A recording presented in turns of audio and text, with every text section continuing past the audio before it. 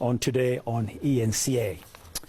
Now, this interesting survey I mentioned just a short while ago, we're going to talk about it now. Some African countries seem to have a negative attitude towards traditional leaders. According to a recent Afrobarometer survey, it's found that other countries trust traditional leaders more than they trust politicians. Surprised? Well, Sibusiso Nkomo from Afrobarometer is joining us now this hour on Today to discuss this further. Sibusiso, thank you very much, Mr. Nkomo, for joining us this hour. When I read your press statement about this, I was looking at the countries that you are listing, those that have more negative attitudes towards traditional chiefs than others, and then South Africa is one of them. Was it a surprise? Good afternoon, Dan. Yeah.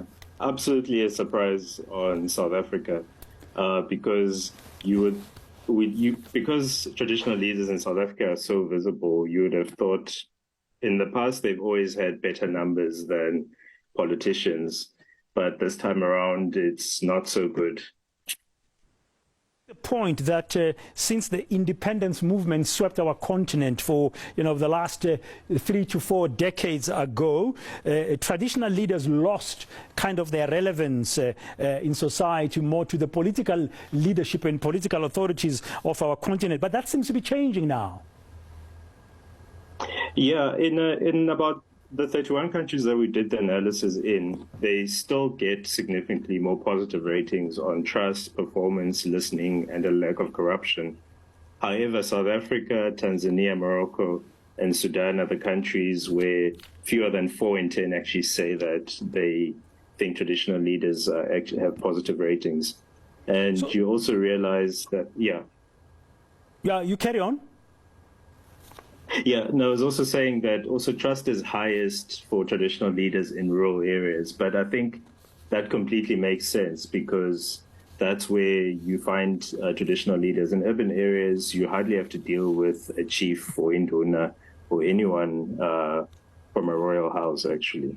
Yeah, but if you found that they're enjoying, according to the survey, it's revealing that they still enjoy to a large degree greater popular trust because they are on the ground. But what is it that people are expecting the traditional leaders to do? Because you also found that they say they must stay out of politics.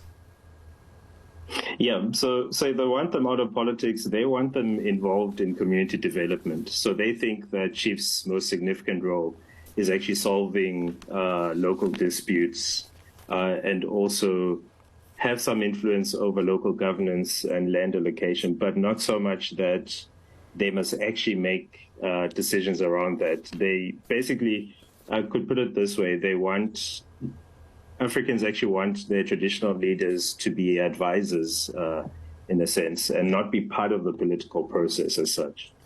So do they see them as a good kind of sector, so to speak, to strengthen democracy?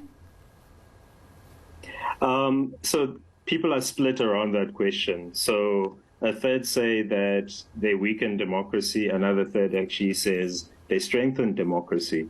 So there is something about figuring out a role for traditional leaders that is very clear and is not political and has nothing to do with elections and voting.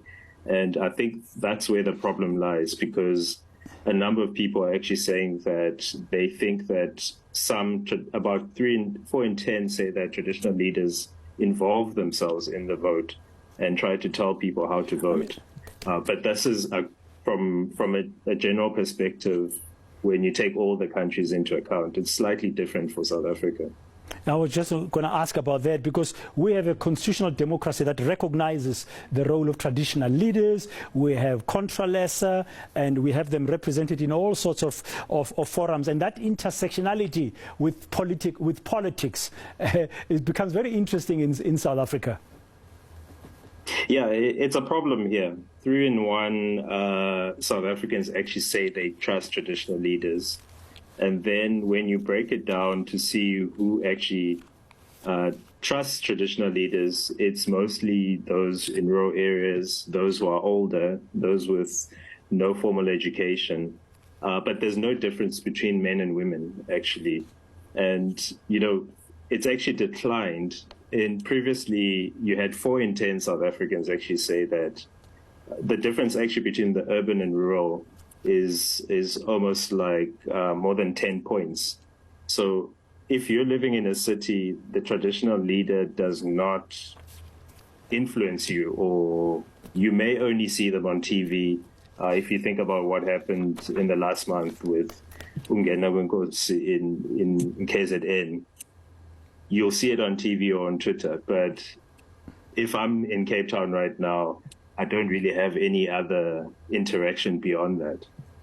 Yeah, that's very interesting. Thank you very much, Mr. Nkomo, for your time. This interesting survey by Afrobarometer. That's Sibusiso Nkomo, just sharing with us about